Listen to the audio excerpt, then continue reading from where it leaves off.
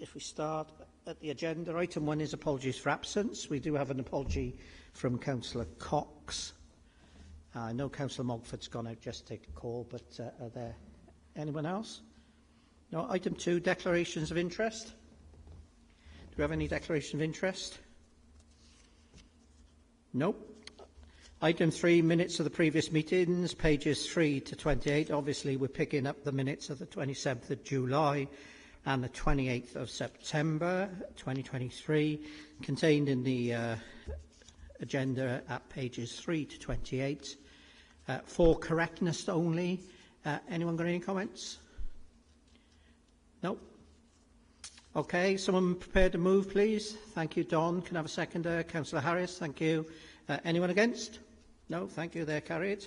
Item 4 on the agenda, verbal update, internal audit team. Marion?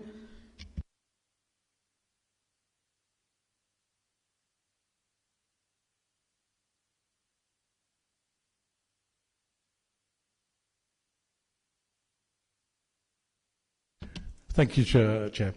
So we went out to adverts for 2 auditors and 2 principal auditors and 1 audit manager. So we've successfully filled the 2 auditors, so that's been very positive. Unfortunately, the principal auditors and audit managers, we had no applicants at all for the principal auditors. We had 1 for the audit manager, but they subsequently pulled out of the process. So that's been, that's been a 2 steps forward and maybe 1 step back kind of situation.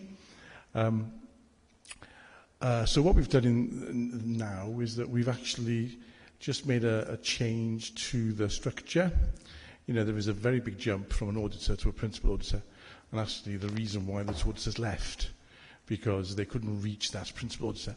So we've converted one of those principal auditor roles into a senior auditor. We had that graded this afternoon where we want it to be. So we will now be going out to advert again for the audit manager, 1 principal auditor and 1 senior auditor. We'll be doing that as soon as possible now that we've had that job graded. So you'll be getting a separate report on the progress of the audit plan this year, but that is going well. And the 2 auditors that will be starting with us in November and December will obviously help in that respect in the last quarter as well. To an extent, they will be new, but I'm sure that there will be some positive progress that we can make with those resources as well. Thanks, Chair.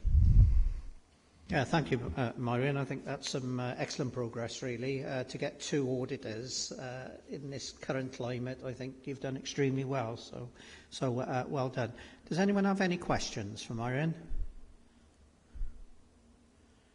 No questions? Anyone got any comments?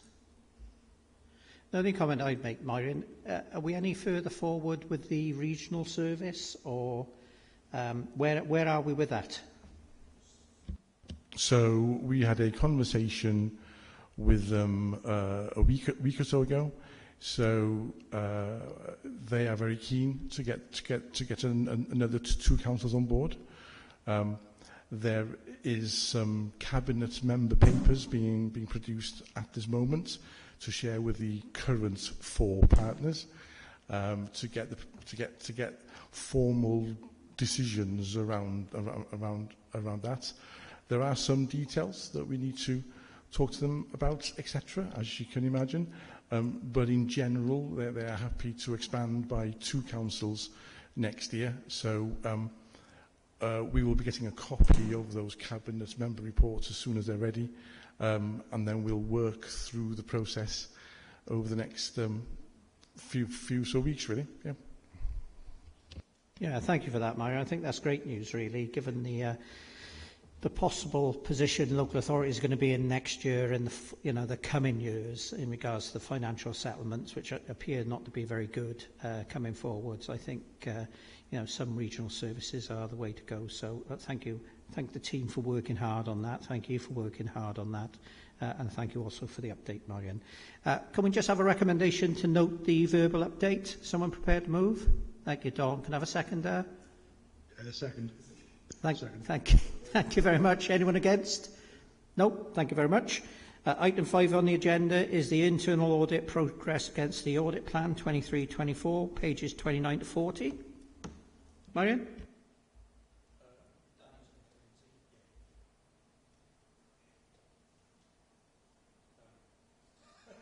Daniel, I think it's over to you. Yeah, that'd be me. Thank you very much, Chair.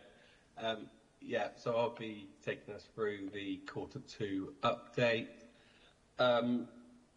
Using the paragraph numbers as the guide here, I won't touch on the staffing as Myron has just gone through that, but going to paragraph 5 of the report. As I mentioned in the previous update, the focus has really been around delivery of opinion jobs, really to make sure that there's suitable coverage across the year so that an annual opinion can be given at the end of the financial year. The plan for 23-24 was approved with 48 new opinion jobs plus 13 of kind of overhang ongoing from 22-23. In terms of progress to date, so all 13 of those previous reviews carried over 22-23 have now been completed. Those 13 form part of the basis of the 23%, which is referenced within paragraph 6 in terms of the completion of the plan so far. Appendix B gives those 13 jobs of carry forward from last year, but it also outlines all of the jobs from the 48 for the current year and that are currently live. So that gives 25 reviews. Of those, 10 have been completed, 7 are in progress or at fieldwork stage, and 8 are currently at scoping stage. So the initial scoping meeting, determining the audit brief, that sort of thing. What I thought would also be useful, and as outlined in paragraph 8, is just to give an assessment on where I think the delivery will be at the end of the financial year. And this is based on the current known staffing arrangements. That leaves us at delivery of 34 of those 48 new opinion jobs. The calculation for that is based on the 10 already completed, plus the 15, so the 7 in progress and 8 at scoping. All of those 25 will be completed. And as well as those 25, we think an additional 9 will be done. The calculation for that is we're expecting each of the new auditors to come in and be able to deliver 3 audits each by the end of the year, and also 3 to the current in-house principal auditor who's in place. Of course, as hopefully staffing improves as we go along, hopefully that number can be pushed up further. But as a kind of conservative estimate, we're saying 34 of the jobs at the moment, which isn't too dissimilar to previous year's delivery, so that's quite good. As I mentioned, the focus of the work really has been around progressing opinion reviews. So that was all I was really going to say, but happy to take comments about anything on the report. Yeah, thank you, Daniel, for that.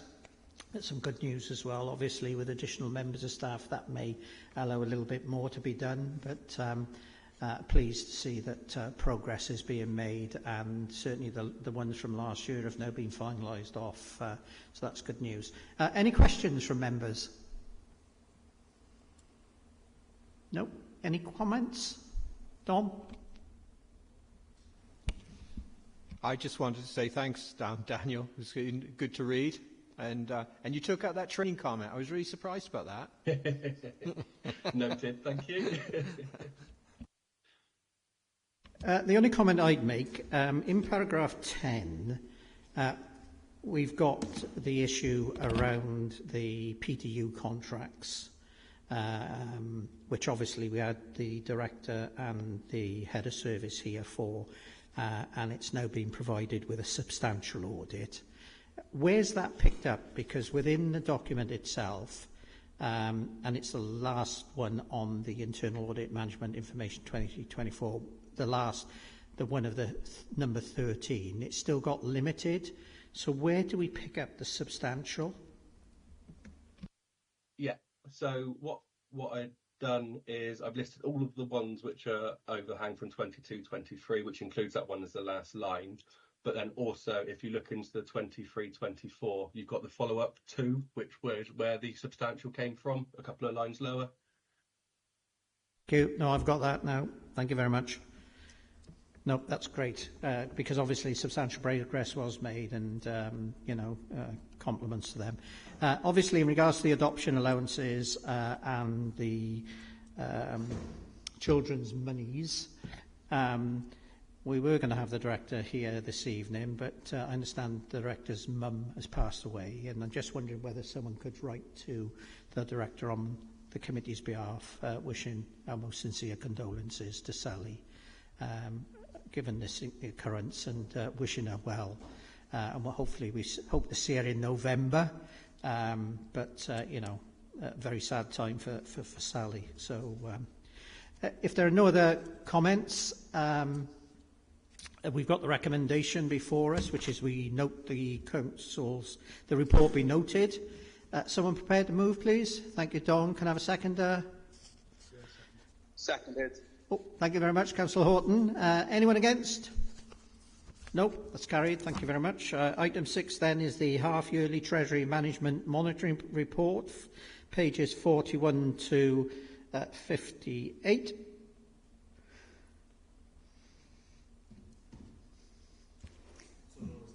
Yeah. Oh, there we are. Thank you, Chair. No worries. So this report is to inform the committee of the Treasury management activities that were undertaken during the first half of 23-24. This is a backwards-looking report and confirms that the Council continues to be both a short-term investor of cash and borrower to manage day-to-day cash flows. So the report represents the following information: details of capital financing, borrowings, any debt research schedulings and investment transactions. It reports on the risk implications of Treasury decisions and transactions. It details the monitoring position on the Treasury management, and it shows that the Council compiled with the Treasury limits set in the Prudential Code. So the key items to note within the report is to say that the level of borrowing as at the 30th of September 23 is reduced to 135.5 million from 138.6 as at the March 23. And this decreases in relation to a number of loans which was repaid in instalments over the life of the loan, the redemption of 2 small PWLB maturity loans at the end of September which did not need to be refinanced, and this was offset by a minimum amount of new borrowing which was taken out, totaling about 300k. This was from Salex, and it was an interest-free, and it was linked to a specific energy efficiency project. So as the committee will be aware, there's been a substantial rise in the cost of both short-term and long-term borrowing over the last 18 months. Bank rates rose by 1% from 4.25 at the beginning of April to 5.25 at the end of September. Although our Treasury management advisors have now said that they believe that this is the peak, and they have revised their forecasts in line with that. And whilst the Council has significant long-term requirements, the Council's current strategy of funding capital expenditure is still through internal borrowing, as the Council would be exposed to a higher level of interest rate than experienced over recent years. And because of this, the Council will continue to defer the need to take out long-term borrowing for as long as possible. Current forecasts suggest that we will not need to undertake any long-term borrowing in this financial year, but any decision that will be made in regard of that will be made in line with advice from our Treasury managers, and only where there is a clear financial benefit. The Council also have 6 LOBO loans, which are where loans where the lender can change the rate of interest at certain intervals, and this obviously becomes more likely in an environment of rising interest rate. As at the 31st of September, no such calls have been made. However, I'd like to make the committee know that as of this week, one lender has issued a notice of change to the interest rate for a £5 million loan. So the Council will be repaying this loan, and that will be covered by short-term borrowing if required, and will be considered as part of any long-term borrowing the Council will undertake over the short to medium term. And then just to note that the report also states that the level of investments also increased for 47.2 million in March to 54.7 million in September. Within the report is a forward-looking indicator called the liability benchmark, which provides graphical illustration of the Council's existing and future borrowing requirement. And the final aspect to outline today is the prudential indicators. The authority measures and manages its exposure to Treasury management risks using various indicators, which can be found in Appendix A and B. And the report confirms that the Council has, for the first part of the year, complied with those prudential indicators set for 23-24. So happy to take any questions. Thank you very much for the comprehensive report, as usual. Any questions, anyone? Councillor Harris.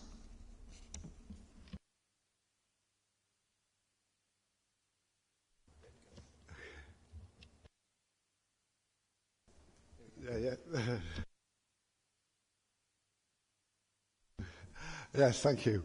On page 47 with the risks, there's some paragraph there where it says that you take advice and are able to respond in a timely manner for investments, but you withdrew investments from one local authority. You've seen in the press that some local authorities are getting towards being short of money and that sort of thing. How is Newport set with that situation? The bankruptcy of bankruptcy of. I'm sure Marion would probably like to add to it, but obviously we take advice from our Treasury Management advisors.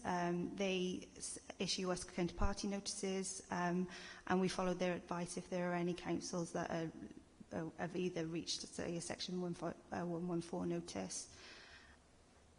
But yes, we do that on the advice of our Treasury Management advisors. Yeah. So we're keeping an eye on it that we don't go that sort of close to that sort of situation. Thanks.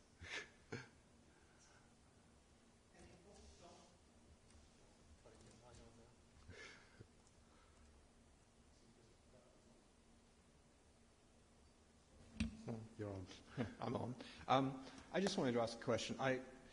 You're comparing the end of March with the end of September. I know why that is, because obviously it's a 6-monthly report. When you're doing March to September, for me, I don't know, why don't you do September, just a question, why don't we do September 22 and show that comparison to September 30, 23, because then it's almost like you've got two mirrors there that would be reflected, because when you're doing March, you've already obviously have paid off quite a bit of loans on these, so it's almost, I wondered if it was slightly flawed and whether September to September would be a fairer comparison. Question. So, yes, I get your point that we almost want to compare 12 months from September to September, but I would say that our Treasury Management indicators are set for the year 23-24, and that's what we measure against. So we measure our compliance against that for the 23-24 set against our Treasury strategy.